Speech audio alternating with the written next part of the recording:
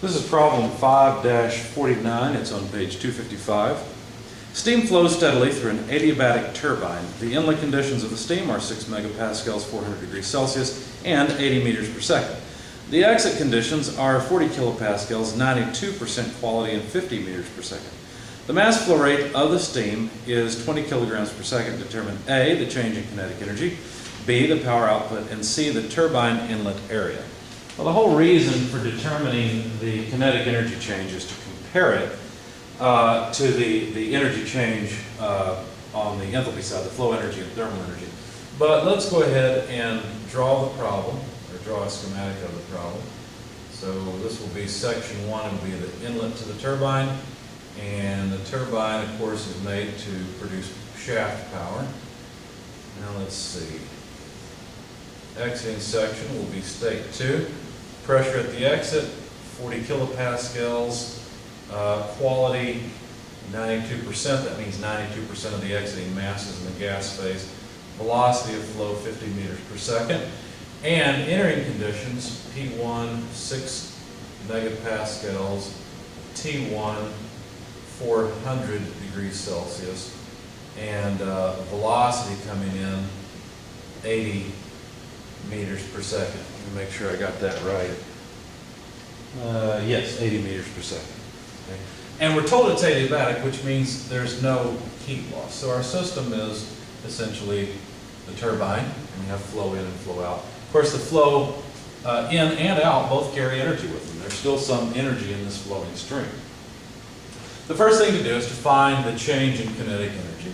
And so the change in, and I would just say the specific kinetic energy, that's really what they're looking for. They haven't told us the mass flow rate through the system, so forgot the power output on the turbine. Anyway, so let's figure this out. The change in kinetic energy would just be the square of velocity at the exit over the square of the velocity at the inlet over 2.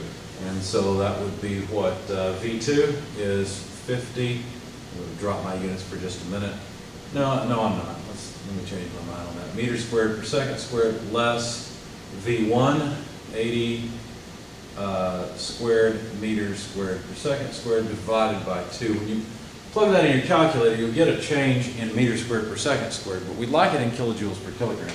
That way we can compare to what's going on with the enthalpy.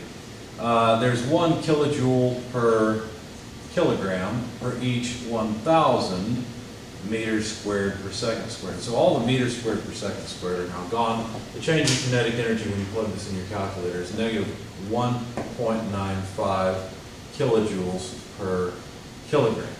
The next part, we're supposed to find the power output. The power output we'll get from an energy balance. Notice that the power output would just be whatever energy comes in carried by the fluid and is not carried out by the fluid. So a way to write that is as follows. The power output would be the mass flow rate through the system multiplied by the enthalpy change. But enthalpy is not the only form of energy that the turbine, or that the fluid has, the steam as it flows through the turbine. It's not the only form of energy. Not only does it have thermal and flow energy, it also has kinetic energy. And so the change, notice that we're going to have a certain amount of kinetic energy coming in, a certain amount of kinetic energy leaving, so that however much the energy drops from here to here is the amount that comes out essentially as power. So let's see, we have plus V1 squared less V2 squared both over 2. Okay? So just putting the exiting conditions together, both have a minus sign, because basically the entering conditions bring energy into the system. The exiting conditions take energy out of the system. That difference must have come out as shaft power. Okay, now somewhere we must have been given the, no we weren't, okay. So we need the mass flow rate. And I know I calculated that, but I don't see it here anywhere.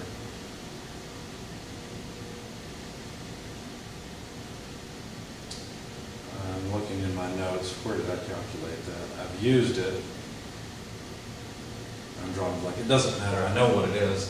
The mass flow rate would be equal to, let's see, they gave us the Wait a second, did they give us that in the problem statement? Yeah, here it is. No wonder I'm struggling. Okay, it's 20 kilograms per second. I forgot to write it down. That's what's wrong.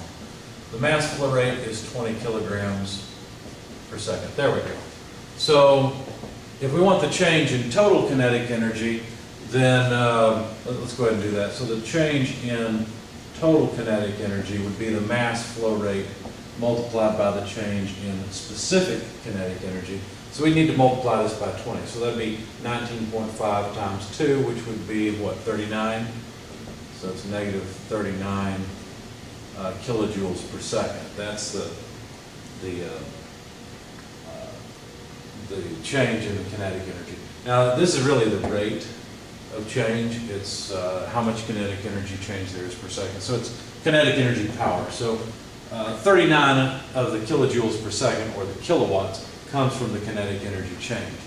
Or actually, no, that's not right. It's the exiting, no, that is right. Yeah, the fluid changes, loses that much kinetic energy. So 39 of the kilowatts of this power output come from the kinetic energy. That is right.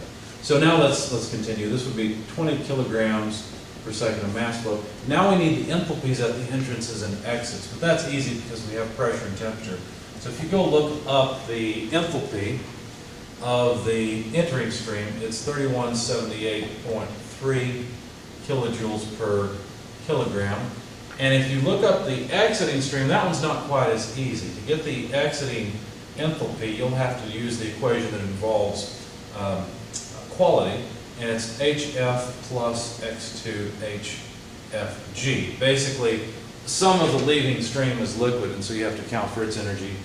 Some of the rest of it essentially is vapor, and you account for its energy. So anyway, the numbers, so you can see where I got all this from, is 317.62 kilojoules per kilogram plus the quality at the exit, 0.92, multiplied by HFG, and HFG was 2,318.4 kilojoules per kilogram.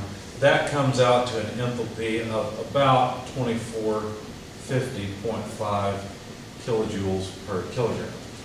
Okay, so plugging in H1, 3178.3 less H2, which we just figured out was 2450 and a half. Those are kilojoules per kilogram.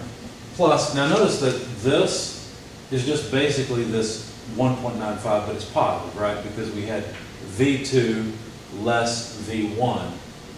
And so now we need V1 less V2. So plus 1.95 kilojoules per kilogram. Okay, notice the kilograms will go away, and we'll have kilojoules per second.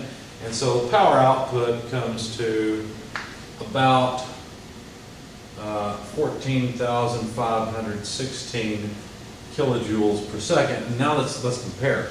Because look, this 39 kilowatts, most of the power of this turbine does not come from kinetic energy.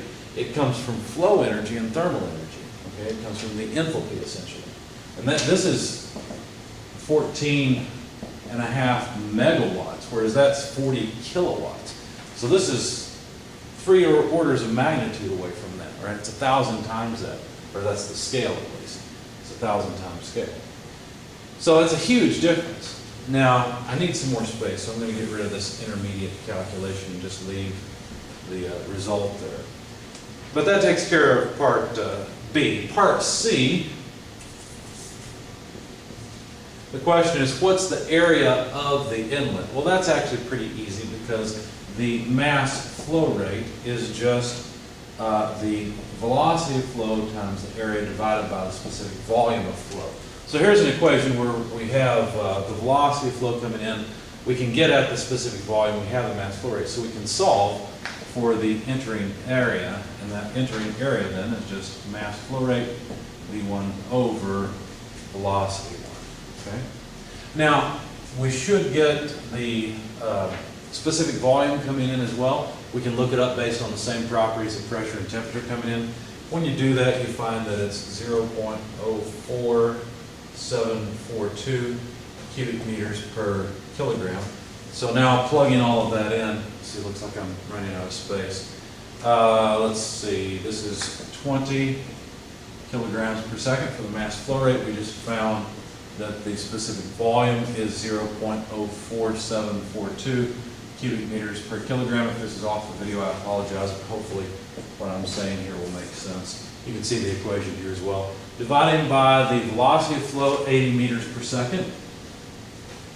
Seconds go away. We end up with meters squared of area, and so the area at the entrance, when I calculated it, was 0.0119 square meters. So there's the answers they requested. Let's see. Here we go.